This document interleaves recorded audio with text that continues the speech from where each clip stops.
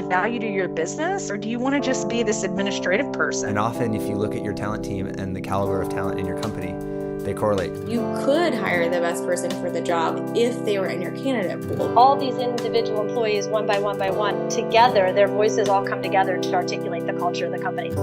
We have so much insight now on the full-time employee. We get that from companies like Intello. We do not have insight and that level of insight on our contingent workforce. I'm going to do something really cheesy, so I apologize in advance. But I'm so excited. Oh, God. It's the final countdown.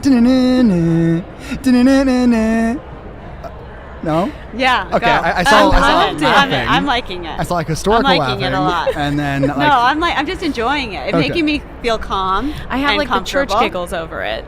Okay. I'm going to try and not let it screw up Okay. all our talking We'll points. take it.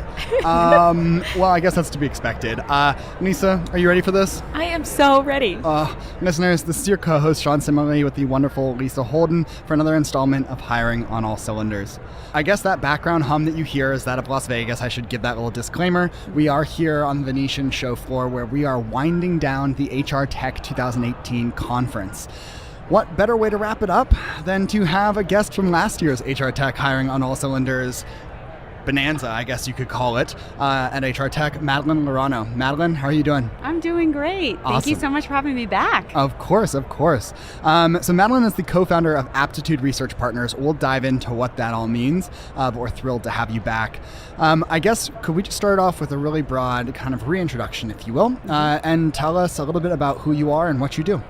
Yeah, so I have a crazy job, which is to be an analyst in this industry, which nobody really understands what we do, but we do primary research on talent acquisition specifically. For me, we also cover broad HCM, and we do a lot of advisory. We work with a lot of companies to understand what they're struggling with technology, what technology is working, what's not working, and we help provide some recommendations there. Fabulous.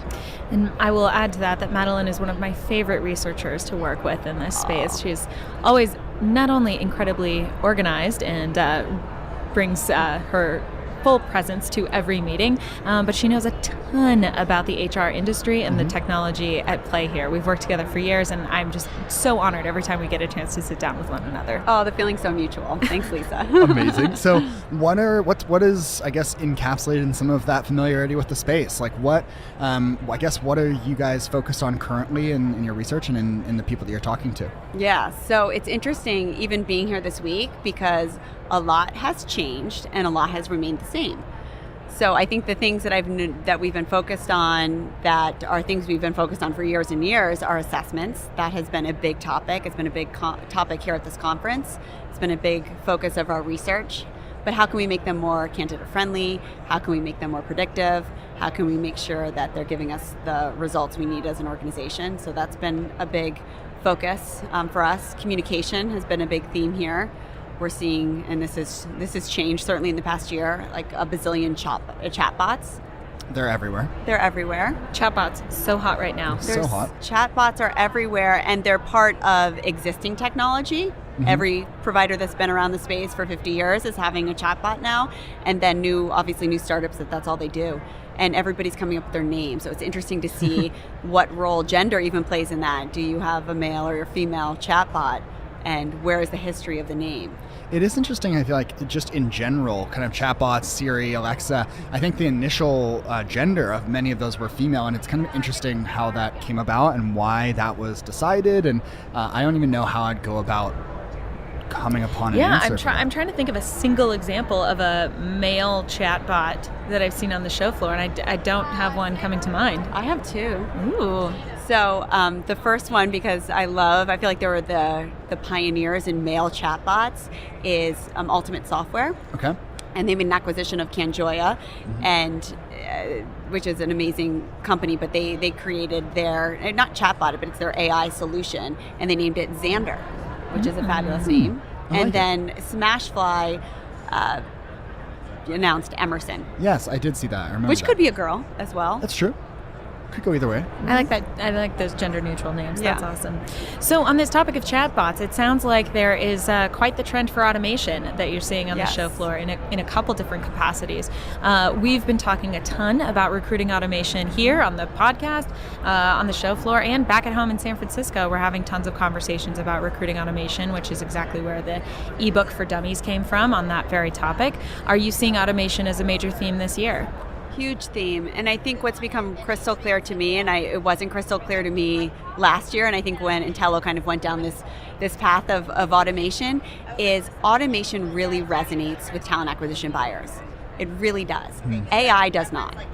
AI is confusing. AI feels like we're being manipulated because we don't know if these providers do or do not have AI. Automation feels valuable. We are going to move someone along in the process, and it's not just for the recruiter or the employer, it's for the candidate too, to say, look, we know it's scary. We know that you're not sure if your resume is going through, but with automation, we're going to give you that trust, and we're going to hopefully provide you with that insurance. And there's a lot of validity in that too, because we've seen how automation has changed other industries and made them a lot more sophisticated. We see how sales automation has changed the job of the average sales professional, and the same thing with marketing automation. So when these HR professionals are looking at these automation tools and evaluating whether or not they're going to have success with them, they're leaning over to their counterparts in these other parts of the business and saying, seems like it worked there, it will probably work here. Absolutely. Yeah, 100%. So I guess obviously automation is providing some utility for recruiters. There's definite interest there. What other kind of, I guess, hurdles are companies facing today in talent acquisition? Yeah, I think a couple themes. I think understanding what technology you need is a big challenge. There are so many new providers. There are so many startups entering the market, new categories. Companies are having a hard time taking a step back and saying, what are the challenges we face? What do we need as an organization? And how can we build a tech stack around that? And it's really hard for the talent acquisition leader because you've got these recruiters that are becoming more savvy about the technology in the space, and they get really excited about something, and they might not necessarily be looking at, okay, is this company even going to be around in 6 months? So I think navigating the technology landscape is a big challenge. I think issues like beyond the traditional external hire, such as total talent, how do we think about contingent workers, how do we think about internal mobility, are also something that we're struggling with, and we don't necessarily have a lot of examples of companies that do that well. I feel like a couple years back, the gig workforce was such a prominent topic of conversation, and I know that the gig workforce has just grown since then, and yet it feels like the conversation has died away a little bit. And I'm kind of curious, is that just because of fatigue, or is that because as a business function, we've actually gotten over many of those hurdles as they related to, again, like benefits and is this a full-time employee and all of that?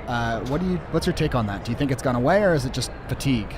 I think it hasn't gone away. I think it's still around, but I think the conversation around it has gone away. So I think we're still seeing this increase in the gig economy, and there's a lot of benefits to it. But I think what's gone away, exactly to your point, is our focus on it because it's scary.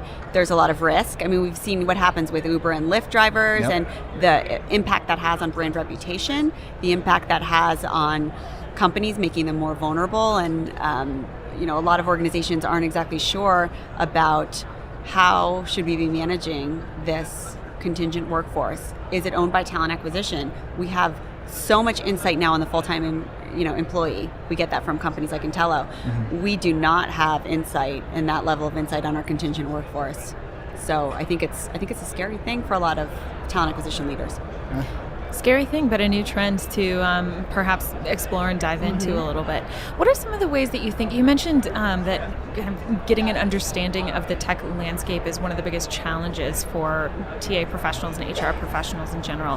How do you recommend they go about getting smarter on this kind of thing? Yeah, it's a really great question, and I think it's an important one. And I think the number one way is we are so fortunate to be in this industry because everyone is willing to share. That's not true of a lot of other industries. So talent acquisition leaders, regardless of what organization they work for, even in financial services, which is unusual, really have an openness to share their experience especially around tech. So to be able to take advantage of those opportunities at events like HR Technology Conference, at events that could be user conferences for a lot of these providers, get involved in the conversations, reach out to people, find out what their experience have been like, and take advantage of that willingness to share. Yep, and come to shows like these and have conversations on the show floor. Absolutely. Speaking of the show floor, any surprises? Any new technology that you didn't expect to see here that you do? I mean, the chatbot thing has overwhelmed me a little bit to see that everywhere, and to see the amount of number of providers that are in that space. So I think that's been fantastic. I think seeing a focus on, there's a lot of compensation and payroll providers. It feels broad, and I like that. I mean that in a very positive way. This is really, I feel like, a really comprehensive conference in our space, and it's nice to see all of these different areas that impact our workforce being represented here. Yeah, it's easy just to kind of think about just talent acquisition or what your primary focus is, and kind of forget that, like, oh yeah, there are many different touch points that a candidate is going to have to interact with, from the very first time they hear about your company all the way through offboarding, and how does that really relate to what we can do for that individual. Yeah.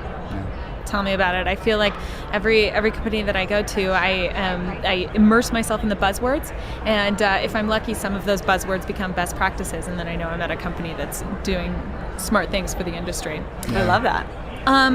Before we wrap up, forward-looking predictions, Madeline. When you think about HR tech and what you've learned about this year, maybe some new buzzwords you're hearing on the show floor, which of those buzzwords do you think will become that next best practice, or where do you see this industry going maybe 5 years from now? What'll be the thing everyone's doing? Yeah, it's interesting. I mean, I think there's going to be more consolidation, and I don't mean that probably in the broad sense, but I think we're going to see some of these smaller providers get acquired. Because there's value there. There's value in providing better communication to candidates, and I think we're going to see more of that happening with some of these major systems. What I'd like to see is more focus on some areas like onboarding, where I feel like it's so critical to think about extending that candidate experience into a positive new hire experience, and into essentially the employee experience. So seeing companies like Clickboarding and others that are here covering onboarding is exciting to me, and it's not a new topic, but something that I'd hope we focus on a little bit more in the next year. As we wrap up, could you remind folks where they can go to learn more about you and the work that you and Aptitude Research Partners does? Absolutely. You can come to our website, www.aptituderesearchpartners.com. All of our research is free, which is unusual and amazing, I think, to be able to provide it all. And, we're available through email, which you can get right on our website. We're very, very active on Twitter, Talk to ARP, and we would love to hear from anybody out there. Beautiful. Well, Lisa, I guess that's it from HR Tech's show floor. Short and sweet. Let's check in for our flights and get out of Vegas. Get us out of here. All right, till next time. Thanks so much. Madeline. Bye, thank you.